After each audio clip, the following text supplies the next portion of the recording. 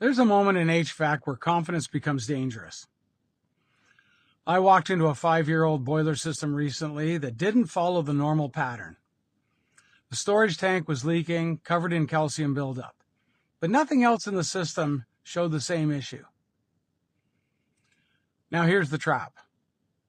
When something unusual shows up, there's pressure to explain it, to blame water quality, to blame installation, to blame materials. But the real competence is knowing when not to guess. In HVAC, especially in systems that look new or clean, isolated warning signs matter because systems follow patterns.